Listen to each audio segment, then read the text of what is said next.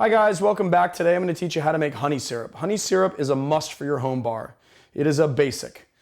You might say it's a home bar basic. And that's a catchy title as well. It's important to have, it's important to know how to make. There is a little bit of doing to it. And it's important because it's in a lot of classic cocktails. It's in a lot of modern classic cocktails. People use it in their culinary style cocktails. And it's not just as simple as putting honey into your shaker and shaking with honey, because what happens with honey when it hits cold water is that it turns into a hard amber-like substance. So what I'm going to show you guys how to do is make honey syrup, which is pretty simple.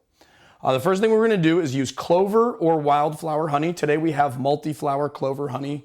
I believe it's organic and it's from Trader Joe's. And we are going to pour 1 cup of the honey, which might take a little while, into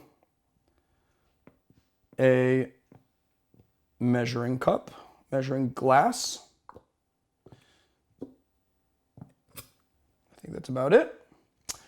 And the ratio for honey syrup is 3 to 1. So if we have 1 cup, then we're going to use 1/3 a cup of hot water, not boiling water, but hot water. The reason why you want to use hot water is because it's going to melt the honey. It's a lot easier to mix, and it's just going to mix a lot easier. So you pour your warm water into there, and you'll see how it sits on the top, and it's separated. So you're going to use a long bar stirring spoon, and you're going to start to work the honey and water together until it's fully combined.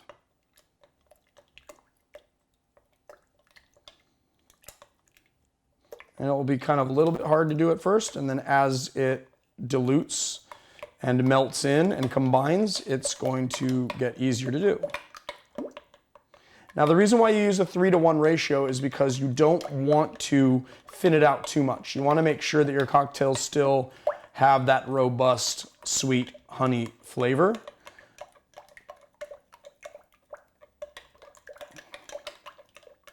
There we go, it looks just about combined.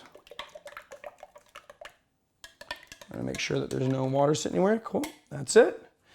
And then we're gonna put it into a bottle so that we can use it for cocktails. So I like to use a measuring glass with a lip. Most measuring glass have lips. And if you are very careful, you can, I spilled a little, but if you're very careful, you can pour it all.